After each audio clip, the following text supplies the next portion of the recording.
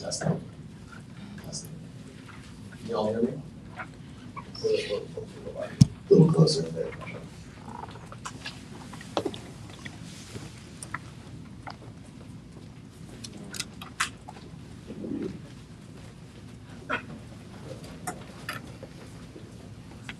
That's the one.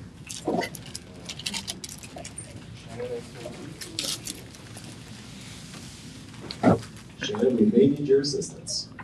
We are still locked on it, ma'am. She won't want to share the information with me.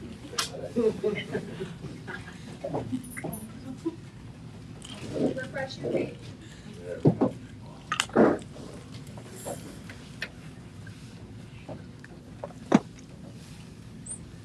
How's everyone doing this morning? Great. Okay. We're getting started.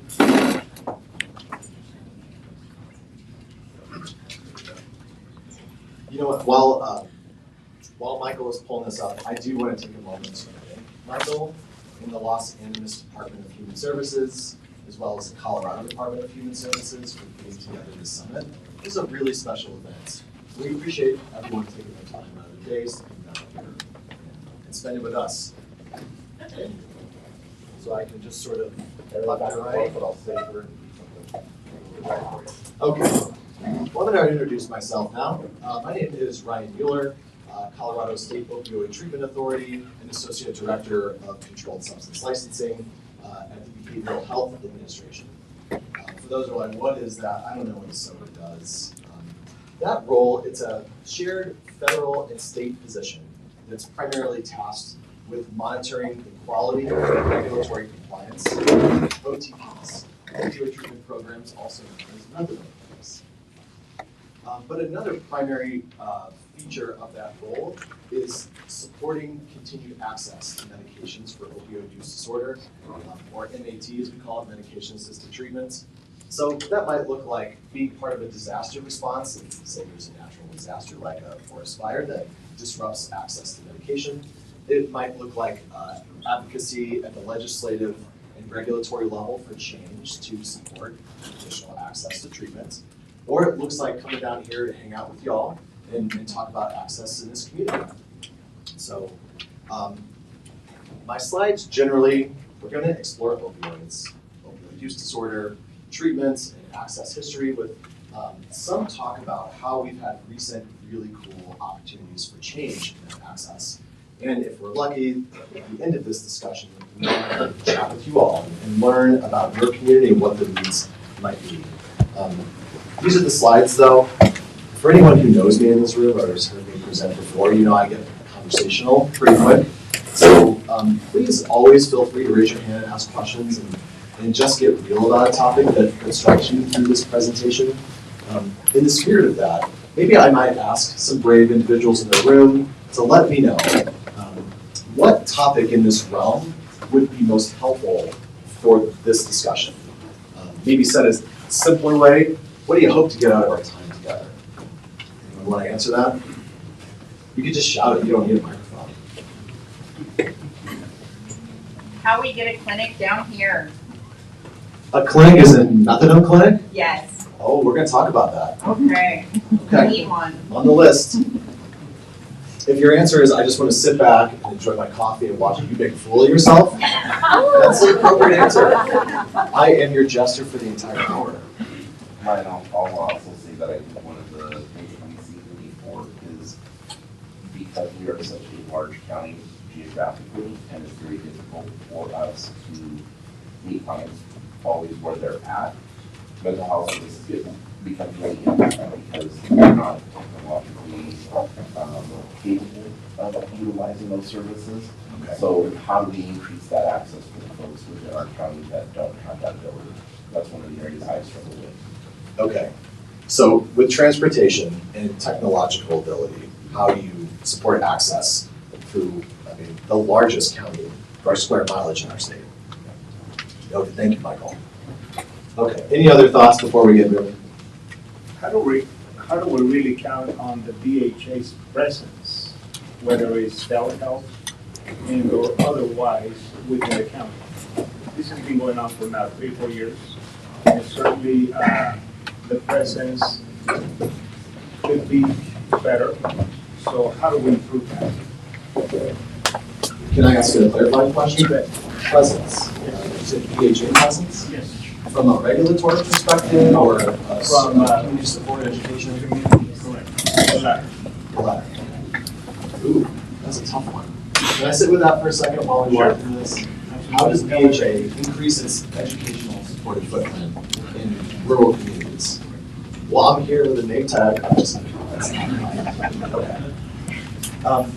So just a couple of key terms, although it sounds like you all have been through a day of this training and discussion already. So you probably, do you know these acronyms? Are we beyond? Okay, OUD, MOUD, all right. Well, going back to it, if Michael was kind enough to be as a insider of your history, again, a really special county, the largest county in our state, and my gosh, your history, cultural history is significant and it has depth, for sure. And even hearing that the Purgatory River is here and what its history means to be the river of lost souls, oh my gosh, that's pretty heavy. Y'all certainly not without your struggle, historically. Perseverance, but struggle. And if we take that struggle into the context of this conversation, just hearing from Michael earlier, hearing about your youth and the truancy rate in school, hearing about families broken up. I was staying at a hotel pretty close to the Purgatory River, and I definitely saw firsthand people not having a great time. So this impacts more people than just the folks that are actually going through an addiction. And from an overdose per capita perspective, Los Animas County actually doubles the rate as compared to the rest of the state for overdose death. But how did we get here as a county, or as a state, or as a nation? Well, it goes back a little bit. Opioids, we've been using them as humans for, my gosh, as far back as the dawn of written history, probably before. But if we fast forward just a couple of years to around the end of the Industrial Revolution in the United States, a couple of really important things happened to put opioids sort of on center stage for Americans, and a stage which they have never left. And that is, one, the advent of morphine, the 10 times potency equivalent of opium, and the hypodermic needle. So the combination of these two things, the significance really can't be understated. We're talking about millions of years of mammalian evolution, tens of thousands of years of Homo sapiens evolution to bring us our nervous system. But how does that nervous system interact with the outside world, keep it out of danger? Well, that is through pain. Pain is that messaging that keeps us from not doing the things that are going to harm us. And in a way, in this room, we are all living lives within the confinement, the construct of pain, right? That's what we need to stay alive. The fact that pain is uncomfortable is what's made it so evolutionarily effective through time. And suddenly, for the first time ever, you can turn it off, just almost like a god. It's pretty significant. And from that point on in human history and American history, we view pain differently. We view medication differently. We view medical intervention differently. We live differently. And as we go all the way to present day, another, I forgot one other really important factor in this, the advent of morphine, the hypodermic needle, and the Civil War. So now you have explosive need for analgesic support. Also for antitussive support, cough suppressant support. Opioids are pretty good at that too. And if you were alive back then and in battle, you were probably more likely to deal with an infectious disease than you were a gunshot wound. But at this point forward, there's a new battle that sort of takes place. And that is between pharmaceutical companies and industry, sort of finding new ways to make their products innovative and build revenue by selling it to us. You have a public who is more than interested in taking those medications, whether that's legally or illicitly.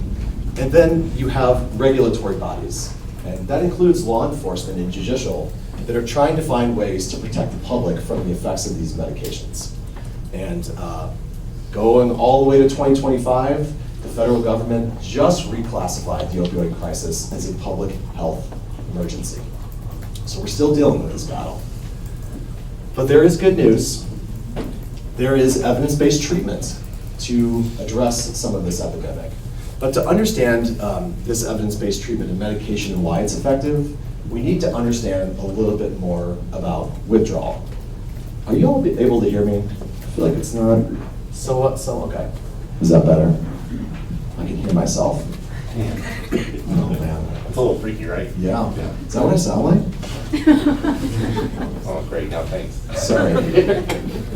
So I would imagine if I polled the room and asked, fill in the blank, top 3 symptoms of physiological withdrawal from opioids, I'm guessing we would all come up with very similar answers.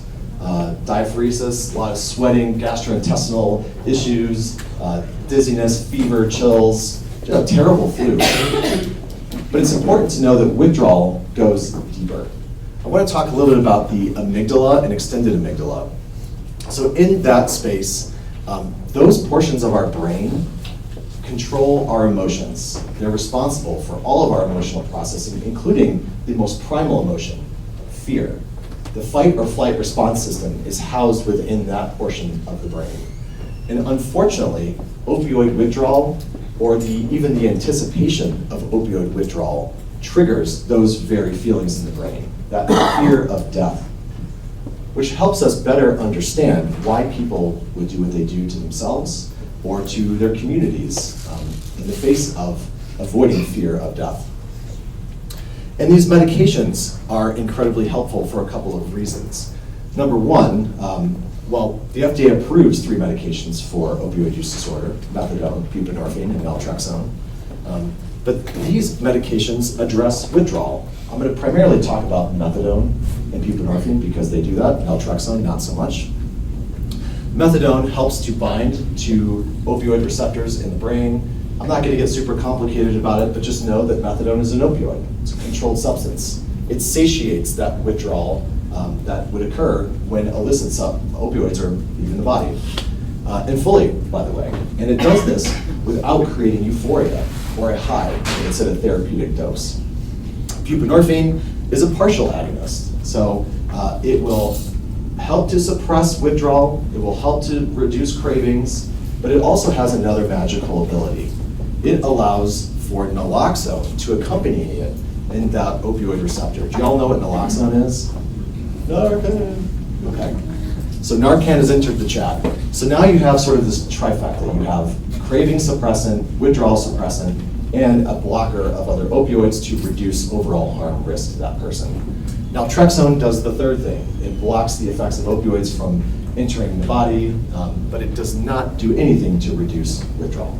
So under more restricted application, I would say, for naltrexone. Also, why are these drugs so effective? Opioids burn off pretty quick. We like to metabolize them very quickly.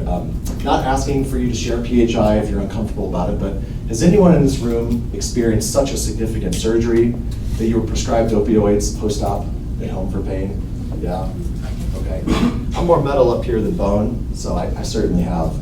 And from a pain management perspective, let's just say when I missed that regimen in the middle of the night, I did not need an alarm clock to tell me that I was missing that regimen. It's about 4 hours for hydrocodone. Fentanyl is even worse. After 1 hour of time, the primary effects, euphoric effects of fentanyl begin to wear off. So when we hear of someone using fentanyl north of 15 to 20 times a day, it's not because they have an excessive personality, it's because they are battling withdrawal north of 15 to 20 times a day, and it's exhausting. This is a really busy slide. Are you all reading all these? You're reading the text, right? You're taking notes? I was just joking, Shannon. That's a terrible slide. But I do think if you had 3 big takeaways from it, other than what I just said, it's that someone that is enrolled in a program in taking methadone or buprenorphine are less likely, research proves it, less likely to use illicit opioids. They are less likely to succumb to overdose from opioids. And what determines success through time and staying on these medications? It is folks that are also pairing this with behavioral health services. This is just a little bit more on buprenorphine. It is certainly the most widely utilized medication for opioid use disorder. And part of that is because there's less regulation. Some of that less regulation comes from consideration that many feel that misuse of buprenorphine is less of a risk than misuse of methadone. But this also comes from stigma. So there's less stigma around buprenorphine, and that means more prescribers, more facilities, more communities are willing to support it. But it is not the end-all be-all. We're complicated creatures. And what we hear anecdotally from the communities of folks that are prescribing these medications and folks that are taking these medications are that sometimes buprenorphine is not enough. It's not enough to suppress my cravings or my withdrawal from my fentanyl-related opioid use disorder. And so sometimes methadone is more appropriate. Also, do you remember what I talked about earlier, how buprenorphine partially saturates that opioid receptor and brings its buddy naloxone in the form of Suboxone? Well, if you're on an opioid already, you're going to have that opioid kicked off of those receptors and you're going to go into withdrawal. So induction, starting this medication, can be tricky. It's not impossible, but we hear from folks in the community that it's not so easy. Obviously, I'm not selling buprenorphine here. It is effective. We can talk about that. So in general, these medications alleviate withdrawal. They alleviate cravings, but they don't encourage euphoria, allowing someone to live a productive, relatively normal everyday life. They reduce a ton of risk to that person associated with the whole stratum of drug use, whether that's securing those funds in order to purchase medication, the act of administering those drugs, the toxicity of the unknown drug that you're putting into your body. All of that risk is eliminated with the replacement drug. Cost to that person, cost to the community, all replaced. Oftentimes these medications are connected with substance use treatments, and more recently affordable. I think I would put a little asterisk on that. I don't think it's affordable for everyone, and certainly some of that funding is under threat. It is evidence-based best practice for moderate to severe opioid use disorder, no question about it. Some of the challenges with this, daily use typically required, like a thyroid medication, like insulin. Yeah, there are injectable formulations for some of these drugs. Those are very expensive, and so the most utilized type of these medications are taken daily. They're stigmatized, so sometimes people aren't even comfortable exploring the conversation of getting involved, and we're going to talk about access. And just like my grandfather says, nothing in life is free. There are medication side effects that come with these medications. And historically, they've only been available in metro areas, so they are certainly limited in access.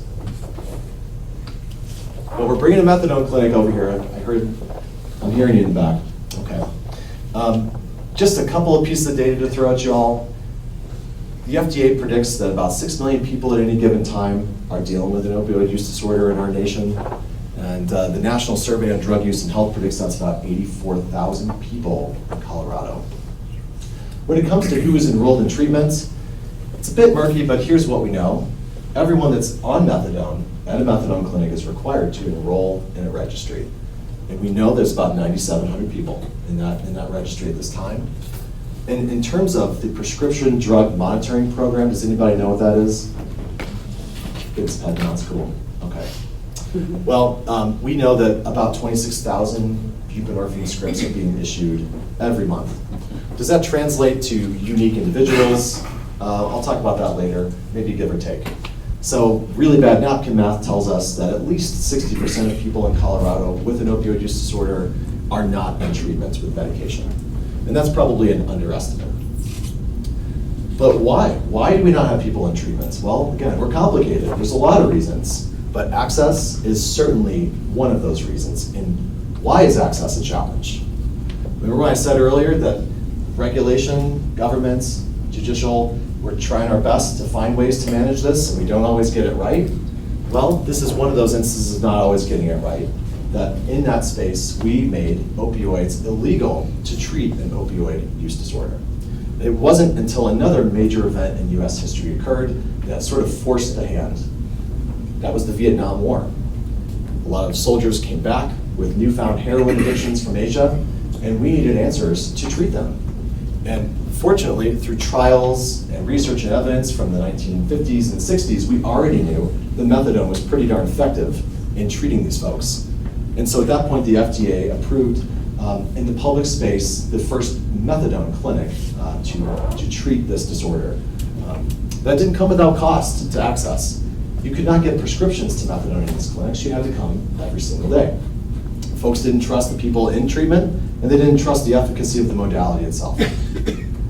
Also, you had to prove your worth. You had to prove you had 2 years of an opioid use disorder in order to qualify for services to begin with. So it sort of helps us understand a little bit, why doesn't treatment work out for everybody? Well, this is what the research tells us. These are the top reasons why people would drop out of a methadone clinic. Transportation. Can you imagine having to go to a clinic every single day in order to get your medication? Low induction dose. So remember I talked about that withdrawal cycle? If you are not satiating that need, people are going to go elsewhere. Missed doses, the same reason. Buprenorphine and methadone, as I talked about fentanyl and opioids, they have pretty short half-lives, they burn out of our bodies pretty quick. Methadone and buprenorphine can last anywhere from 24 to 48 hours. That's how you're able to take 1 dose a day. Incarceration, for the same reasons. In many counties, people do not have access to their medications and go into withdrawal, and that cycle starts all over again. This has had profound impacts also to access. We know that methadone treatment retention decreases after a 10-mile driving distance to the clinic. And we also know that 50% of Medicare recipients who have opioid use disorder are outside of a 15-mile drive time, and 10% are outside of a 60-minute drive time. If you can't see it, this map represents in peach is all drive time outside of 60 minutes to an OTP. So the majority of our state per square mileage. It's pretty significant, especially when we're talking about Los Angeles County. And while we already know that people that are enrolled in treatment are far safer than those outside of it is where the problem has lied for the past 5 years through this newfound opioid crisis. And overdose deaths have raged. And even as you hear some positive news about overdose death predictions going down, which is really good news, still at crisis level, but positive news, this is disproportionately impacting certain communities. So white using populations, they are starting to see a decline in overdose death, but Black communities, Native Americans, Latino and Hispanic communities are continuing to see a rise in overdose deaths. And again, disproportionately represented, rural and frontier communities that don't have access to treatment. We are not seeing a decrease in overdose deaths at the rate we are in more urban populations. Well, I've been a lot of Debbie Downer up here, sorry about that. I've got some positive things to say now. Can we go into that hopeful direction? Please. All right. Doom and gloom. Okay, so just as before, another sentinel event happens in US history that changes the course of our relationship with opioids, this time in the treatment community, and that is COVID-19. So in the year 2020, just like a lot of other medical bodies had to find new ways to deliver access to care and consider the exposure risk of COVID-19, regulatory bodies over methadone clinics had to do the same. So in their wisdom, they said, we are going to issue a series of waivers to our rules to allow expanded access, giving people more medication to take out of the clinic at any given time to reduce their footprint in that clinic every week. And they allowed states to opt into this. Colorado was an early adopter. In fact, we pushed a little harder and we said, hey, you know that now it's 1 year. You know that rule that says you have to prove your opioid use disorder for a full year? We think that keeps people in harm's way. We think that they should be ready when they're ready. Can we also waive that rule? And SAMHSA granted that to us. I'm not going to go through all the proposed waivers and rule change, but I do want to share with you probably the most important one, most significant. On the left-hand side here, you see that these are the phases that for decades patients have been required to follow, OTPs have been required to follow. So if I wanted to take, say, 3 doses out of the clinic, I had to be in treatment for 4 calendar months. If I wanted to take home a month's worth of medication, I needed to prove myself in treatment for 2 calendar years. Well, we've been operating under these waivers for the last 5, and that is allowing people to have take-homes from methadone at 7-day supply within the first 2 weeks of treatment, and a month's worth of supply after 1 month in treatment. So basically what that means, removing the time in treatment requirement from the phasing structure, sort of eliminating phasing structure as we know it. This relies on prescriber judgment and it individualizes care. And I wonder if folks in this room are wondering, well, how has that gone over the last 5 years? SAMHSA asked these questions too, in a very formalized way. And here's what their research came back with. That during this time, we have seen increased retention and service in opioid treatment programs. We've seen overall census increase. We have seen health outcomes at these clinics continue to improve. And equally importantly, we see methadone-related overdose deaths remain low and flat throughout that period of flexibilities being issued. And at this point, as COVID began to wind down in some respects, that public health emergency designation has been lifted, SAMHSA had to find another way to hitch this wagon. And so they said, you know what? We've had time. This has been half a decade now. We are going to make these rules official. So they changed the rule set. And we lauded these efforts at the state level, but we knew we had to ask questions of our folks too. And here's what we found. We reached out to our friends at the Colorado Department of Public Health and Environment, and we found that methadone-related overdose deaths in our state also remained low and flat through that period of flexibilities being offered at OTPs. And also, similar to SAMHSA's data, we saw our OTP overall census rise by over 36% in that 4-year time period. Now, I want to just qualify this. We're going to talk about expanded access. A business is going to make business decisions for a lot of reasons, and regulation is not the only reason they make those choices. But when we talk to people who are investing in our state, expanding their treatment footprint, what they tell us is our interpretation of these flexibilities, as well as the flexibilities themselves, have contributed to them investing more in our state. And as a result, in the last 5 years, we have seen 30% more counties covered by OTP care. We've seen a doubling of methadone clinics licenses across that time period. And for those of you, if we're going to talk about carceral care, municipal jails are required to provide all forms of medication for opioid use disorder. And how do they get methadone when they need it? Well, the OTPs step up and deliver those medications. More OTPs means better access to methadone in jail. It also means better referral options when someone leaves jail. And it's really hard to be intellectually honest about treatment access without naming this, because when is a person most at risk throughout the course of their opioid use disorder? It's being discharged from a carceral setting or a medical setting without medication. So at this point, we decided it's time to change our rules as well. And as we speak, those are being read at state board. We think that we will have SAMHSA-aligned OTP rules that will be published probably by the end of the summer. Okay, we're getting to the fun part now. This is now about Los Angeles. I wanted to show you all this data to just sort of get a sense. This is prescription drug monitoring program data. And this top line, you probably can't read these, but this top line indicates prescription counts of buprenorphine coming out of this county, which is around 240 unique scripts. And this green line up under it represents distinct patient counts, so unique patients in that system, which looks to be about 170, 165. And in terms of prescribers prescribing buprenorphine, we're looking at around 60 to 70. So this data isn't perfect. There are some prescribers in Los Angeles that prescribe outside of the county. There are people that live here that receive prescriptions from prescribers that are not in the county. But generally, I wonder, what's the reaction in the room to seeing this? Do you feel like you have 60, 70 prescribers? No. Getting some head shakes. I'm curious about that. I hear some murmurings. Does anyone care to react? It doesn't seem like anywhere close to that. I wonder what the disconnect is.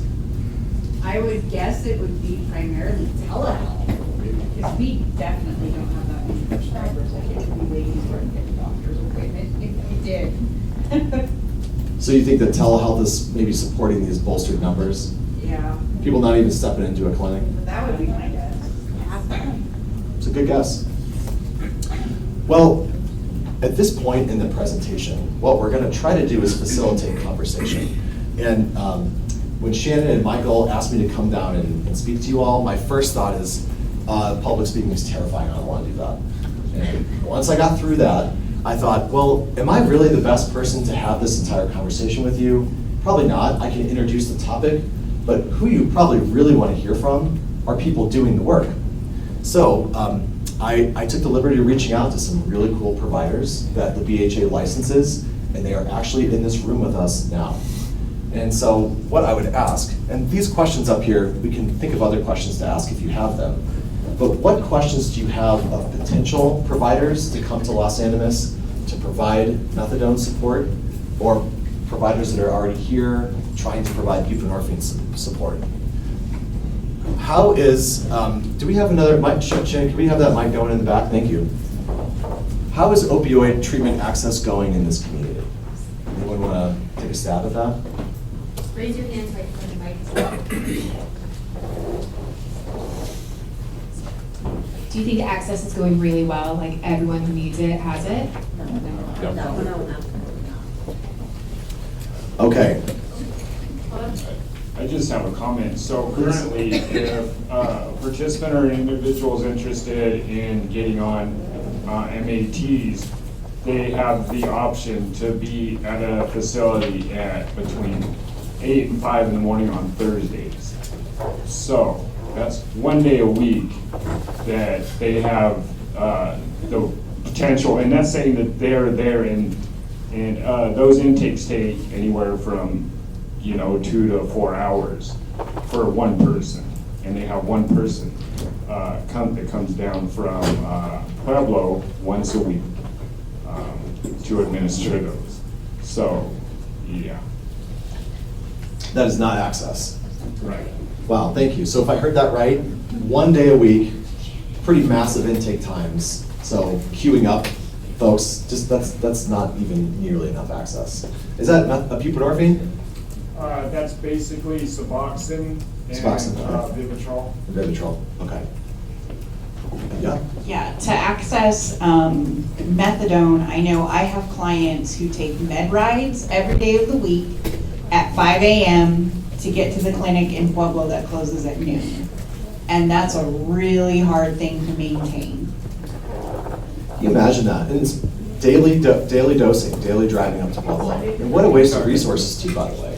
Well, and I think it's much bigger than that, because it's not just us driving, it's not just our clients driving to Pueblo. Pueblo is serving Pueblo, Pueblo is serving Otero, and all these other counties in the southeast region. And so when you've got a clinic that's only open to noon, and you're encumbering probably 300,000+ people, that's not a lot of access either in retrospect to ratio.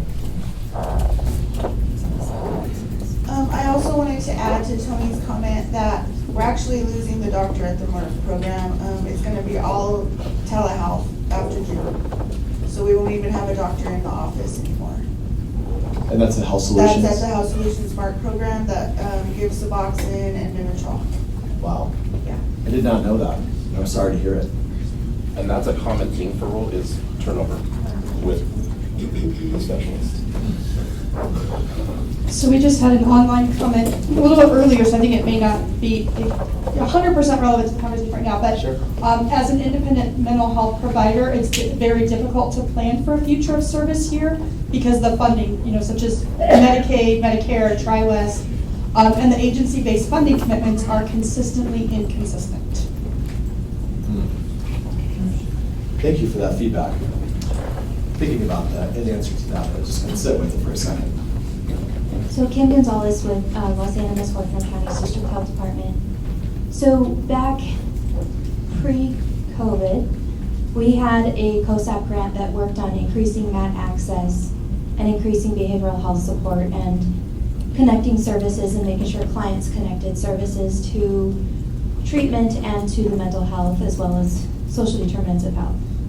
Since then, we had Front Range, we had collaborations with Mount San Rafael Hospital, Spanish Peaks Regional Health Center in Walsenburg, Health Solutions, and we had MAT access almost every day of the week for, I would say, 3 years.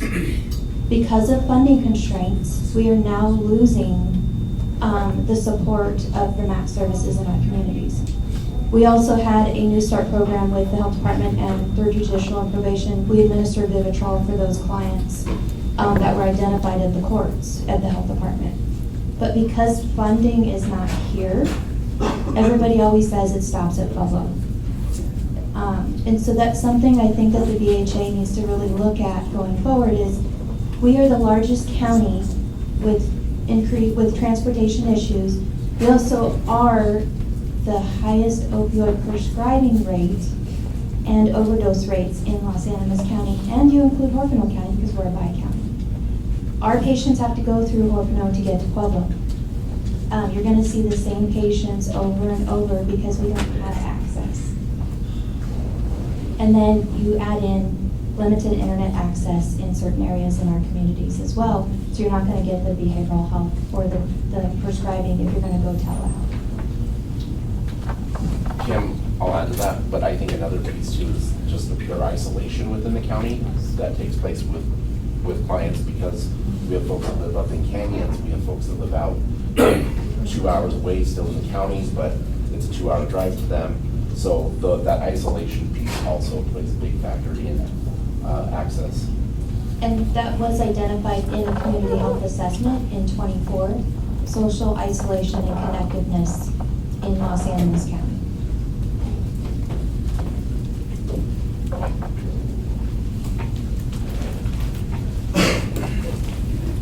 Hi, my name is Perla. I'm CEO and owner of Elevate Healthcare. We're an OGP in Pueblo, looking to expand. So I'm here to hear everyone's thoughts, and obviously this is heartbreaking to hear. Just off the top of my head, something in the immediate future at least, we just opened an additional site called a medication unit inside of the Bessemer Wellness Center in Pueblo. That is far, I understand there's limitations, but that site is open until 3 p.m. So at least gives us, we're trying to increase access however we can. And we have our primary site in Pueblo. Our team works hard to assess everyone individually and see the amount of take-homes of medication that they are able to take with them. And so we work with them individually to ensure that we're not creating an additional barrier unnecessarily. Also, we don't turn anyone away, regardless if they have Medicaid, if they don't. My staff knows that. It does not matter. If somebody is there to get treatment, they will get treatment. Whether it's on us or if we get grant funding elsewhere. So I appreciate everyone explaining what's going on. I've known for some time what's been going on out here. Wasn't sure, obviously there's a lot of rumors that the community was not accepting or welcoming to this kind of treatment, but it's obvious that's not the case. So, thank you. Thanks, Perla. Hi, my name is Pam Espinoza. I'm an Adult Protective Services caseworker with the Los Animas County DHS. I am also a third generation Los Animas County Trinidad resident. I'm going to slightly disagree with you about the community's readiness and willingness to deal with the opioid crisis. I think that there is a large problem with the stigma that comes from our community. We like to believe that the people who need opioid treatment are the people who are in the criminal justice system, or the people that are unhoused and living next to the river, or the people that we see stumbling high on our streets. And the bottom line is that that's just not it. The bottom line is that it's a young mother after a C-section who continues to struggle with pain, let's be honest, all of us are one broken ankle, one bad back, one knee replacement away from an opioid addiction disorder. And we wouldn't know until that happens that we are susceptible to that. And there is not, the only way that we're going to defeat this stigma is with education. And there isn't a lot of education, there isn't a lot of communication from community leaders saying opioid use disorder doesn't affect them.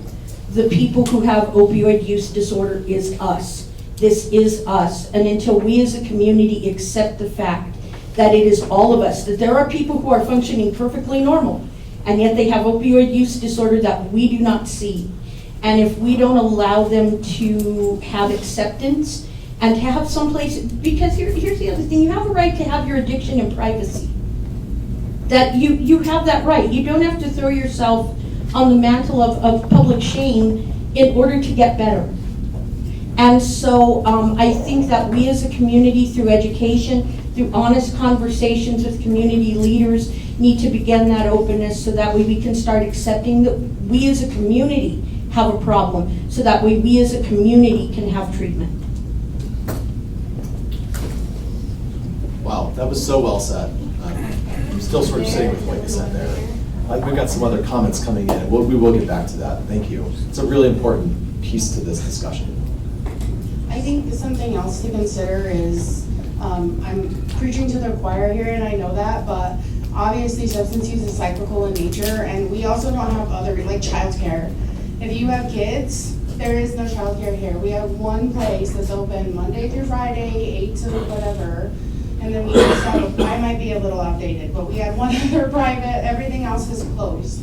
So people don't have access if they have kids. A lot of times, I had a lot of clients who couldn't use mid-rates if their kid was under a certain age, because unless the appointment is for the child, they can't use that transportation. So if they don't have transportation, that's also not there. And then you add in everything else like housing insecurity, food insecurity, and all of the things that we can't triage because, yes, this county is very well resourced for the size that it is, but it's never, our capacity is slim to none.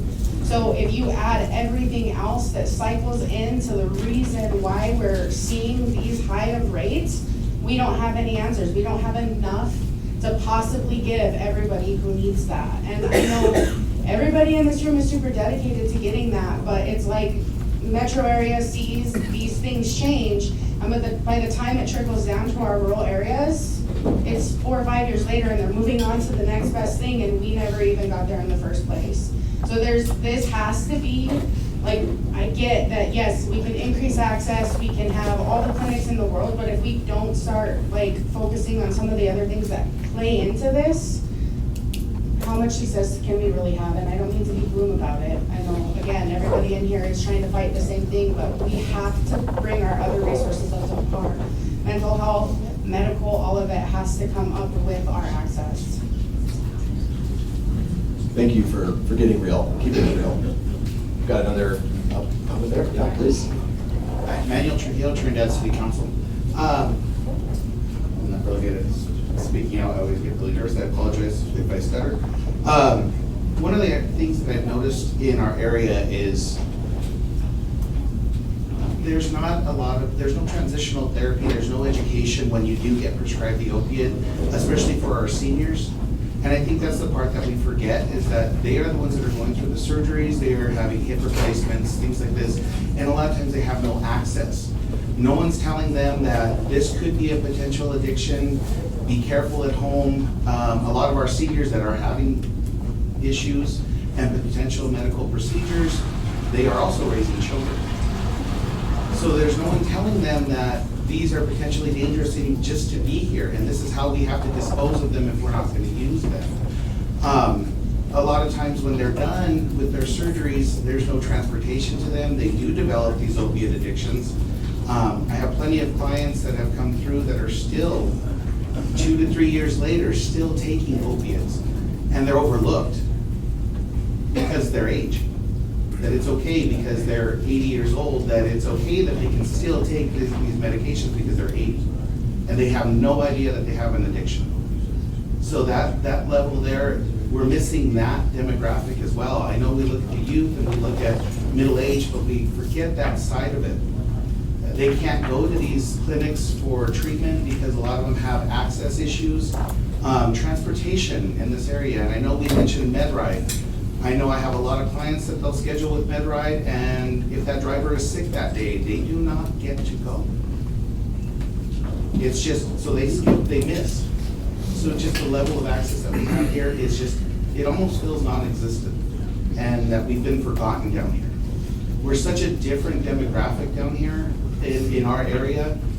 We don't match a lot of the other areas. We have a large population for our size. Rest of Colorado, we look at, we see these 300,000, maybe 2,000 population. We're 9, 10, 15,000 in this area, and we're forgotten. And when we sit back and I sit back and I look, and I'm like, Denver's getting it, Pueblo's getting it, Colorado Springs is getting it, all the suburbs are getting it, and they get the attention. But us down here, it's just, they've left us. And that's how I kind of feel personally. And it's really kind of sad that we're watching our citizens go through this when there are resources available. So I'm hoping that you guys look more at us a little bit more in depth with this. This is great. This is a great start. You know, to start bringing resources to our area to kind of help us thrive a little. You know, but don't forget those other demographics that we have and the different circumstances that we have down here. So thank you. Online, I got over there, and then I got one here. Okay. Okay. Okay, so for online, they also just wanted to add to the demographics that higher poverty rates. So there are higher poverty rates down here, considering the rest of the state. Additionally, Huerfano had the highest unemployment rate in Colorado at 6.1%. Los Alamos had the second highest at 4.7%. And Los Alamos County also had a high percentage of individuals with disabilities, with 23.4% in 2021. So kind of some of these other factors that you guys are talking about, online contributions were to add to those with poverty, unemployment, and individuals with disabilities. Get my steps in. Thank you, Ms. Espinoza and Manny, for those comments, because those really hit home. Tony Haas, Los Animas County Commissioner.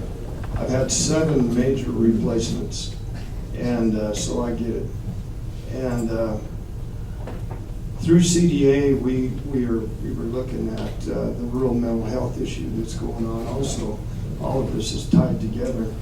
We worked really hard, the Los Animas County Health Department and I with USDA to get a mat van down here so we could help with that assistance, because they can't afford to drive that far.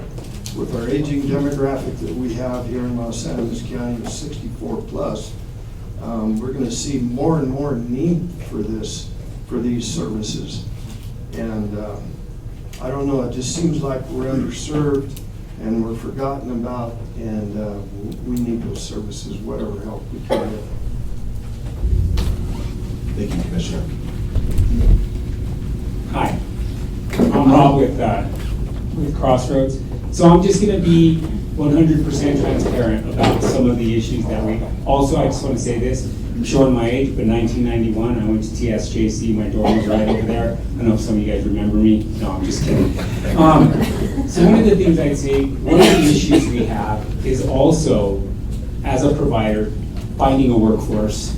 There is a workforce shortage in Pueblo. The reason we close our methadone clinic early is because we have a shortage of nurses.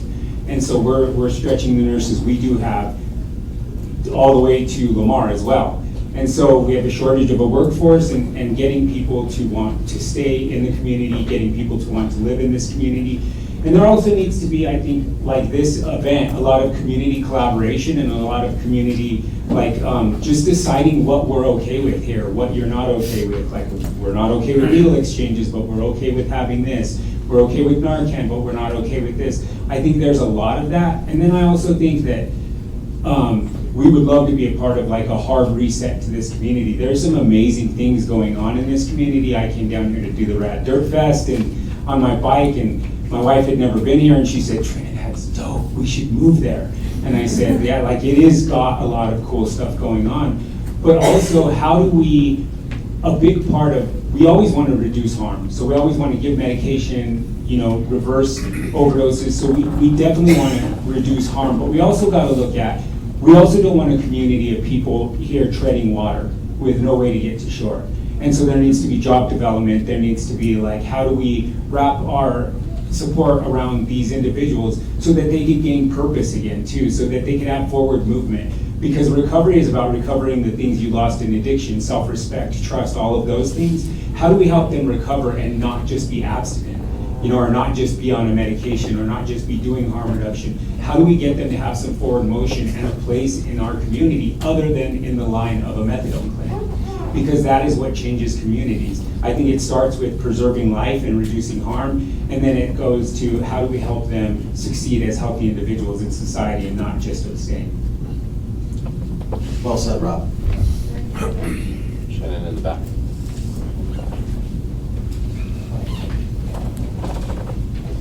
Hi, so I'm the child protection supervisor out of Orfano County, and so I sit here and I hear everything about lack of resources. There's even more lack of resources in Orfano County. We don't have a daycare. We don't have transportation for our clients. We don't have anything. Not only just for our adult protection or our child protection, but we have just a murder that just happened with 2 teenagers. And we know that they're both good kids, but because of the drugs and nobody there to help, we have now a kid that's 21 years old locked up, a kid that's gone. And so it's really frustrating when, you know, we try to reach out and then you go to the court system and they're like, well, you've got lack of resources, you're not making reasonable efforts. How do you make reasonable efforts when you don't have those services, and when you try to get them there, you're stuck, you know? And for me, this is my staff. And when you have a high volume of cases, you can only go so far, and you're pulled then. So I think it is huge. You know, we see clients coming back into the system because we're failing them. Because yeah, we get them where we can get them. We get them to Crossroads. They go to Crossroads for 30 days. You're great, you're back home. We get their kids back, here we are again, 30 days later, removing their kid again. What are we doing to the kids? Thank you for that. Yes.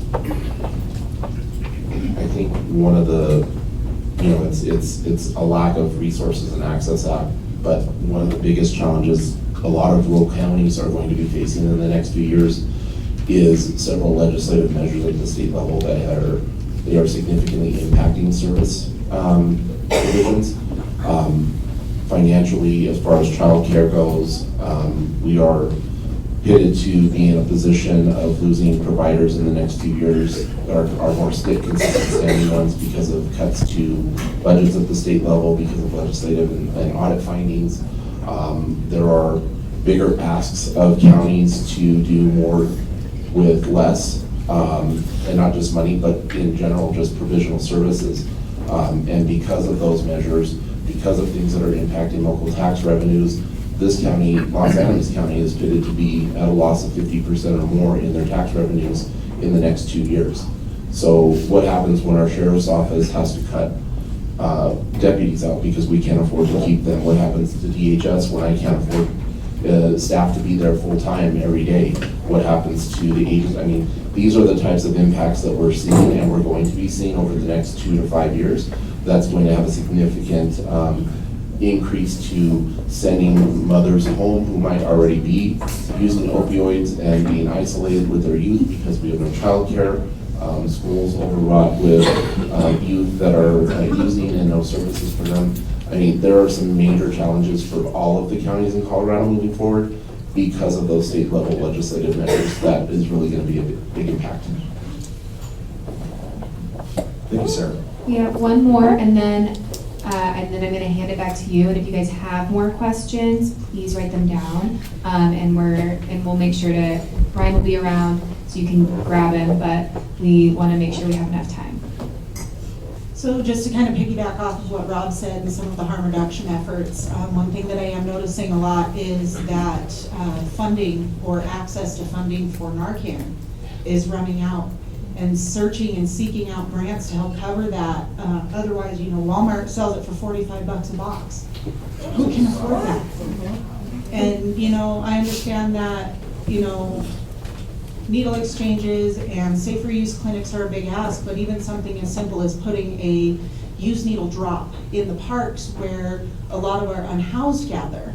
That's the biggest complaint I see from the community, is that there's used needles all over the parks. We can't take our kids. There's nothing for our children to do here because we don't feel safe taking them. I think something like a used needle kiosk would be helpful where, that's not just harm reduction for the people using, it's harm reduction for the community. And it's important to educate people on what that means, so. Thank you. I'm gonna ask for the summit. Can we have 5 extra minutes? Yeah. Is that okay? It's like in the therapy session, we're like, we're not done. Just, okay. So there was so much said here, it's gonna be difficult to sum up. But certainly, it seems like there's consensus in the room. We don't have enough physical providers to do this work. Not even close. And part of that core issue is the funding is not there. Ancillary services that support a person's whole life, that's not there. I don't know how many times I heard childcare today. I'm a little surprised. It's a pretty significant issue in this community. So I don't have these answers. And really, I've only worked for the state for about 3.5 years. I was a provider before that. So my focus is kind of on that side of the world, which is why I asked providers to come here and talk with you. I do want to give them an opportunity to introduce themselves and explore, because I think, Perla, you touched on something that was really important. We do see sometimes in rural communities, wavering, like we're not so sure we support this access coming to our community.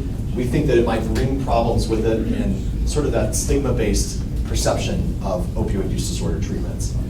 I get the sense in the room, as Perla said, that you all are pretty supportive of more services moving into the community.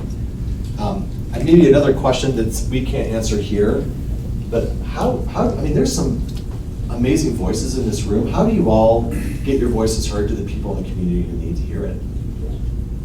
You've got council members, you've got the commissioner. What's it gonna take? I don't know if we can answer that now, we don't have the time, but I do want to turn it over, or at least allow a couple of folks to introduce themselves. Yes? So when we asked that question about what does it take to get your voice heard at the Capitol, a lot of it is the awareness of what's truly going on, and how, and also that, and you can go and testify in different ways, but it's, I think, the time and understanding that anyone can testify. It's advocacy training, it's understanding that your voice matters, because testifying at the Capitol, rural voice is hardly ever there. And a lot of it is because truly we don't know what's going on. You have to know policy, you have to know where to navigate. It's not something that anyone can just walk up and say, I want to testify because I don't like this, or I'm for this. You have to know the system. And advocacy training is something that is not readily Need that accessible. champion. Exactly. Thank you. Well, one thing I might add to this is that, yeah, I have please. one thought. Sure. Veronica with Safe Baby and with Illuminate Colorado. So as I'm working in Werfenau County now, and in my research, we do have resources. What I envision is getting those resources and using best practice and using them to the best of our ability so that we then can hopefully go forward and find funding, or the funding issues is not going to be a matter too much. But we do have resources, and I know that Los Animas County has resources. Maybe we look at how we deliver, what we deliver, use best practices, and see if we can stretch that until we can figure out a different route to bring this community back up. Well said. And again, thank you for saying the real thing. With some of these access changes, Perla mentioned medication units. They are sort of new concepts on an opioid treatment program that allow these companies to operate with far less staff. not celebrating less staff, but we're saying that it changes the dynamic and allows methadone clinics to expand into more rural and frontier communities. Less overhead means the ability to support a smaller census in the clinic, which is why we're seeing new clinics happening in Craig, Colorado, Durango, Breckenridge, Montrose, and I think also exploring, the eastern plains of the state. So what I want to do is just allow, Rob, you introduced yourself, and Pearlie, you introduced yourself, and I don't know if there are any representatives from Health Solutions, but do the providers that offer either methadone or buprenorphine, do you all have questions for this community while we're in the room? Is there anything you want to know when you're making those business decisions to support, or whether or not you can support Los Animas?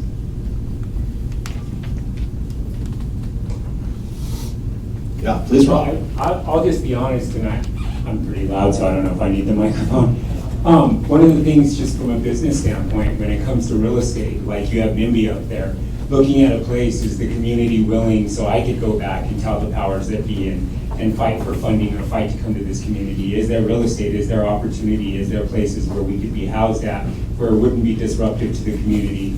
Are there places or people that own property that's currently not being occupied that we could collaborate on? Because a part of it is startup costs too. A part of, not just getting the workforce, but having startup costs and having a place. And it's like you said, unfortunately, it is a business. You have to determine how do we keep afloat? How do we keep making ends meet? How do we keep our staff paid, especially with funding cuts coming now? It's been extremely difficult. But just as a provider, I would say that's always a big thing for us, is finding a place to provide. And so we are going to try to do some mobile services coming up. But again, that has its own challenges too, because I worked in Aguilar, Trinidad, Walsenburg, and Gardner in the beginning of my career. And it's hard to get around this community when, or in those communities when the weather's bad. I've been stuck on Red Rock Road quite a few times back in the day. And it's my fault I had a Honda Element, but it can be challenging, so. Rob, thank you. And Rob said something really important. Do you all see NIMBY? Do you know what that means? Not in my backyard. What was that? Not in my backyard. Not in my backyard. Yes, and that's a real powerful theme that we hear from some communities. They say, we think that this will bring problems, not alleviate the problems that we have. And so I think what Rob is speaking to is does the community embrace this thought? Rob, thank you so much for that. Does anyone else, provider side, want to speak or ask questions to this group of people? Yes, hi. Good to see you again. I'm short, so you probably can't see me. But my name's Leanna Pacheco, and I work with Health Solutions. And I think it's just really important. I'm hearing a lot of different needs and discussions, and being able to sit down and work together and strategize, the different needs of the communities and how we can band together. I oversee a lot of different grants and, work towards obtaining grants often. And one of the key pieces of looking at grants and funding is that collaboration. And so I'm more than happy to sit down and talk through and walk through some of the needs of the community and see what we can do together to bridge these gaps and work towards being innovative in resources. Times change. I think the point you made of, at the metro level, there's so much change, but when it trickles down to more of the rural communities, we miss the boat often. And what can we do to be upstream and work together? So I'm really happy to be here and happy to have some conversations. Thank you, Leanna. It's good to see you again too, Bob. Yeah, nice to see you too, So I know we're over time, and I really appreciate us taking some extra time to have this conversation. I think what I would invite is after we're done, and Michael and Shannon are done dealing with my running a program over and to manage the rest of the day's schedule, you heard from providers. You got Elevate, you got Health Solutions, you got Crossroads in the room. There might be other providers. What I would encourage, go talk to them after this discussion and see what kind of conversations come up. And encourage them to come into your communities if that's really what you want. I'm going to leave you with this. So I check this incessantly. This is from the CDC's website. And they're constantly updating, not all the data is back from 2024, but it is tracking predictive overdoses from that year. And what we're seeing is every month they issue a new reduced rate of overdose, which is really positive. Again, I will always emphasize we are at crisis levels, but the levels are falling. There's a lot of opinions as to why this is the case, why these rates are falling, and really educated opinions. But in all of those educated, qualified opinions, I hear a consistent theme that access to treatment and access to naloxone are what are helping to reduce these overall overdose rates. And so with that, I'm so thankful for everyone's time today. I'll be around after this presentation, and please, again, check with your providers. Have a great day.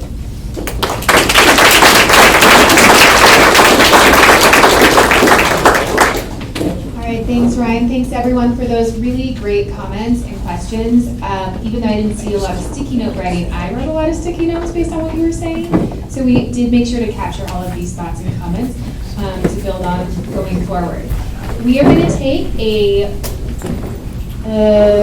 7-minute, we're going to come back at 10:15, so take a break, get some air, get some coffee, get some snacks,